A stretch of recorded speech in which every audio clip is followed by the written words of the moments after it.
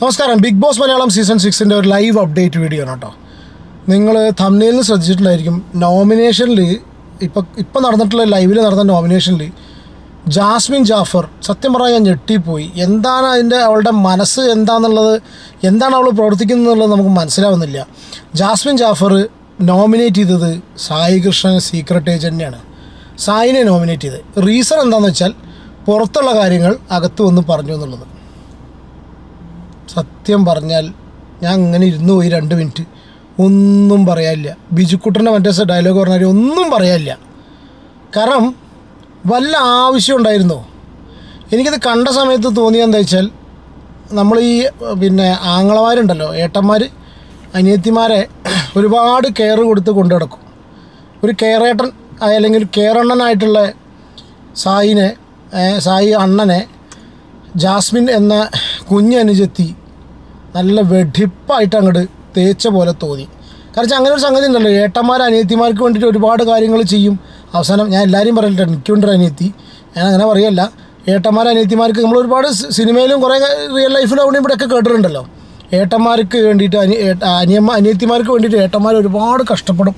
അവരുടെ എല്ലാം തുലച്ചവർ മുന്നോട്ട് പോവും. ലാസ്റ്റ് ഇവരെന്ത് കാണിക്കും? അവരെ പരിപാടി കഴിയുന്ന സമയത്ത് ഈ ഏട്ടൻ്റെ സെൻറ്റിമെൻറ്റ്സിന് പരിപാടിയൊന്നും നോക്കാണ്ട് പോവും. അനിയത്തിമാരും ഒഫൻഡ് ചെയ്ത് പറയില്ല കേട്ടോ, അങ്ങനെ ഒരു ഉപമ പറഞ്ഞു എന്നേ ഉള്ളൂ.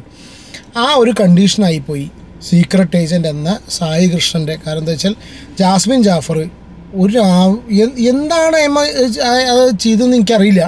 നിങ്ങളുടെ അഭിപ്രായം നിങ്ങൾ കമൻറ്റ് ചെയ്യും. നിങ്ങൾക്ക് എന്താ തോന്നുന്നത് കമൻറ്റ് ചെയ്യും കേട്ടോ.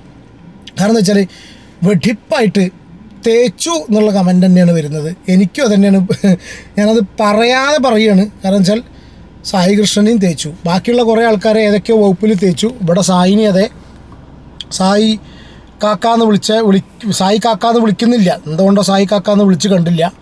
എന്തായാലും കാക്കാനെ ജാസ്മിൻ ജാഫർ നല്ല വൃത്തിയായിട്ട് പണി കൊടുത്തു. അങ്ങനെ സായിക്ക് നോമിനേഷൻ കിട്ടി വന്ന ദിവസം തന്നെ. ഈ ഒരു സംഗതി നടന്നില്ലായിരുന്നെങ്കിൽ ഇന്ന് കാര്യമായിട്ടുള്ളൊരു ഓളൊന്നും സായി അതിനുള്ളിൽ ചെന്നിട്ടൊക്കെ വേറെ സംഗതി കാര്യങ്ങളൊന്നും ഇടപെട്ടമാതിരി തോന്നിയിട്ടില്ല. പക്ഷേ കൊടുക്കേണ്ടത് നല്ല കറക്റ്റായിട്ട് കൊടുത്തു. 1-2 കാര്യങ്ങൾ സായി പറഞ്ഞത് എനിക്ക് ഇഷ്ടപ്പെട്ടു. കാരണം വെച്ചാൽ ഇനീഷ്യലി വന്ന സമയത്തും അതെ, അത് ഞാൻ രാത്രി എപ്പിസോഡ് റിവ്യൂ ചെയ്യുന്ന സമയത്ത് ഞാൻ ആ ഒരു വീഡിയോയിൽ പറയാം. പക്ഷേ ഒരു കാര്യം ഇത്ര പറയാനുള്ളൂ, ഈ പുറത്തെ കാര്യങ്ങൾ എത്തിച്ചു കൊടുത്ത് ഇത്രയധികം ചീത്തപ്പേര് വാങ്ങിക്കൂട്ടി ഇയാൾ, ഈ ചങ്ങാതി. ബിഗ് ബോസിൻ്റെ അടുത്ത് ചീത്തയും കേട്ടു. ഇതും കഴിഞ്ഞപ്പോൾ ജാസ്മിൻ ജാഫറിൻ്റെ അടുത്ത് നല്ല വെടിപ്പായിട്ട് ജാസ്മിൻ്റെ അടുത്ത് കിട്ടി. ഇനി ഇതൊന്നും പോരാത്തതിന് ജാൻമണീനെ നോമിനേറ്റ് ചെയ്ത സമയത്ത് ലൈവ് കണ്ടവർക്ക് അറിയാം കേട്ടോ, ലൈവ് കാണാത്തവർക്കായിട്ട് ജസ്റ്റ് ഒന്ന് പറഞ്ഞുതരാം. ജാൻമണീനെ നോമിനേറ്റ് ചെയ്ത സമയത്ത് ചായം തേക്കുന്ന സംഭവമുണ്ട്. അപ്പോൾ ജാൻമണി ദാസ്, ലിയോ ദാസ്, അർജുൻ ദാസ്, എല്ലാ ദാസും കൂടി ഈ ജാൻമണി ദാസ് പറഞ്ഞു എൻ്റെ മുഖത്ത് ചായം തേക്കാൻ പറ്റില്ല. ജാൻമണി ദാസ് അത് സമ്മതിക്കില്ല എന്ന് പറഞ്ഞു. അപ്പോൾ സായിക്ക് അത് മുഖത്തന്നെ തേക്കണം എന്ന് പറഞ്ഞു. അങ്ങോട്ടും ഇങ്ങോട്ടും കുറച്ച് നേരം കഴിഞ്ഞു. ബിഗ് ബോസിൻ്റെ അനൗൺസ്മെൻറ്റ് വെയിറ്റ് ചെയ്തു. അടുത്തത് ബിഗ് ബോസും സായിനെ തേച്ചു. അതായത് ബിഗ് ബോസും പറഞ്ഞു ഒരാളുടെ ഇഷ്ടമില്ലാതെ മുഖത്ത് തേക്കാൻ പാടില്ല എന്ന്. പക്ഷേ ആ കാര്യത്തിൽ ഞാൻ ഒരു കാര്യം ചോദിക്കട്ടെ, ചായം തേക്കാറോ അത് ഓരോരുത്തരും ഇഷ്ടമല്ലേ എവിടെ ചെയ്യണം എന്നുള്ളത്. ജാൻമണി ദാസിന് മാത്രം മുഖത്ത് തേക്കാൻ പറ്റില്ല എന്ന് പറഞ്ഞിട്ടുണ്ടെങ്കിൽ ബിഗ് ബോസ് നേരെ തിരിച്ചാണ് പറയേണ്ടതെന്ന് തോന്നുക. പക്ഷെ എന്തുകൊണ്ടോ സമയം വളരെ മോശമാണ് തോന്നുന്നുണ്ട്. ഞാനൊരു പോൾ ഇട്ടിരുന്നു ആദ്യം, സായി ചെന്ന് കഴിഞ്ഞാൽ എന്ത് ഇമ്പാക്റ്റ് ഉണ്ടാവും എന്നുള്ളത്. അതിലൊക്കെ എനിക്ക് വളരെ മോശമായിട്ടുള്ള അല്ലെങ്കിൽ നെഗറ്റീവ് റെസ്പോൺസാണ് എനിക്ക് കൂടുതൽ കിട്ടിയിട്ടുള്ളത്. അതായത് ഒരു 30% ആൾക്കാരെ സായി നന്നായി പെർഫോം ചെയ്യുമെന്ന് പറഞ്ഞിട്ടുള്ളൂ. ബാക്കി 70% ആൾക്കാരും എതിരായിട്ടാണ് പറഞ്ഞിട്ടുള്ളത്. എന്താണെന്നറിയില്ല.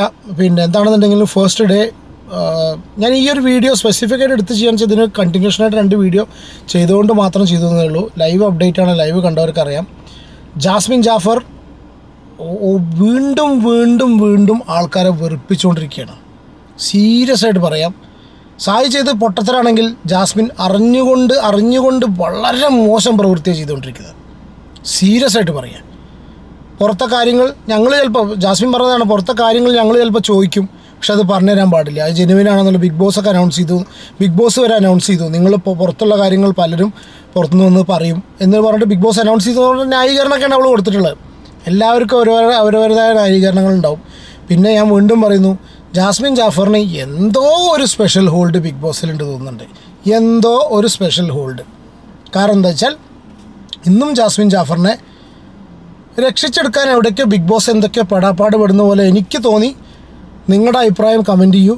ഒരു കാര്യം ഇത്രേ പറയുള്ളൂ, ഗാലറി കംപ്ലീറ്റ് സായിക്കെതിരെ തോന്നുന്നുണ്ട്. ഈ ഒരു ഗെയിം അല്ല സായിയുടെ ഭാഗത്തുനിന്ന് സീക്രട്ടേറിയറ്റിൻ്റെ ഭാഗത്തുനിന്ന് പ്രതീക്ഷിച്ചിട്ടുള്ളത്. പ്രത്യേകിച്ച് ബിഗ് ബോസൊക്കെ ഇത്ര അധികം റിവ്യൂ ചെയ്തൊരു വ്യക്തി എന്നുള്ള കണ്ടീഷനിൽ